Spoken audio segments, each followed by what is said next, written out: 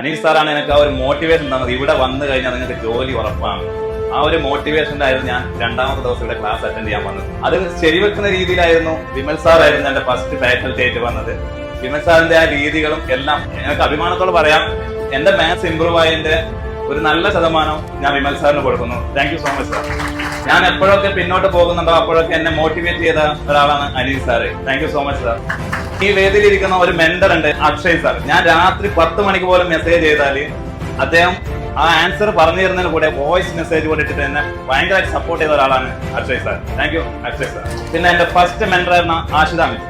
മിസ്സിന്റെ ഒരു സ്റ്റൈൽ എന്ന് വെച്ചാൽ ഇന്ന് നമുക്ക് ഒരു 50 ക്വസ്റ്റ്യൻ പറയും പഠിക്കണം. നാളെ അത് വന്ന് നമ്മൾ ചോദിച്ചിട്ട് അത് പഠിച്ചു എന്ന് ഉറപ്പ് വരുത്തുന്നു. Thank you miss. നമുക്കൊരു ഗോൾ ഉണ്ടെങ്കിൽ അത് അച്ചീവ് ചെയ്യണമെങ്കിൽ നമുക്ക് ആ ഒരു ഡെഡിക്കേഷൻ വേണം. ആ ഒരു ഡെഡിക്കേഷൻ ലാസ്റ്റ് വരെ നിങ്ങളുടെ കയ്യിലുണ്ടെങ്കിൽ നിങ്ങൾക്കും നെക്സ്റ്റ് സ്റ്റേജിൽ ഇവിടെ നിൽക്കാൻ പറ്റും.